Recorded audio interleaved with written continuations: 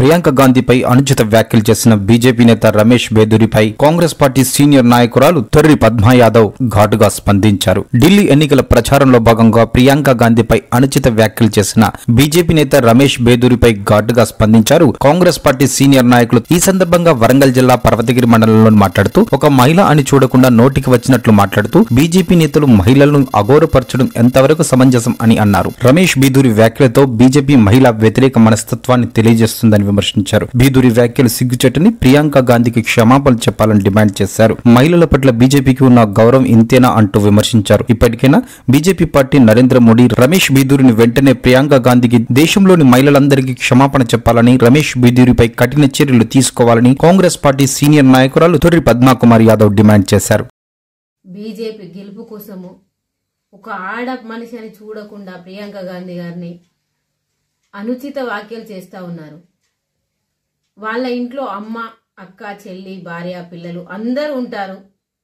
First మీరు పుట్టింది కూడా ఒక అమ్మకే, ఒక ఆడ మనిషికే కదా.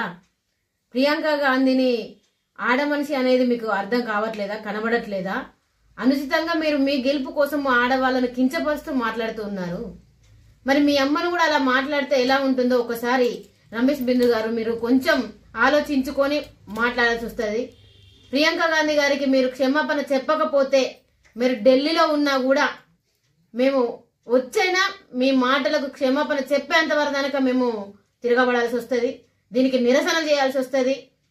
దయచేసి ఆడవాళ్ళని కించపరిచే మాటలు ఎప్పుడు మాట్లాడినా కూడా నాలుక తెగగోస్తామని చెప్పి మేము మీడియా ద్వారా తెలియజేస్తా ఉన్నాం. ప్రియాంక గాంధీ, సోనియా గాంధీ, ఇందిరాగాంధీ అంటే ఒక భారతదేశానికి ఒక అమ్మ లాంటి వాళ్ళు. వా ఇంట్లో కాదు, ఏ ఇంట్లో ఆడపిల్ల అయినా కూడా ఆడపిల్లనే కదా. మీ ఇంట్లో కూడా ఏ విధంగా మాట్లాడాలి ఏంది అనేది ఒకసారి ఆలోచించి మాట్లాడండి. ఇప్పుడు మాట్లాడిన మాట మీరు నిజంగా అసలు ఒక మనిషా, లేకపోతే అన్నం తింటున్నారా, మీరు ఇంకేమైనా గడ్డి తింటున్నారా అనేది మాత్రం అర్థం కావట్లేదు. రోడ్డుకు మనిషికి, అమ్మాయికి, అబ్బాయికి తేడా తెలియని బతుకు మీరు బతుకుతా ఉన్నారంటే ఈ సమాజంలో మీరు మనిషి అనేది కాదు కదా. అసలు మీకు పోటీ చేయమని ఇచ్చిన మోడీని అనాలి.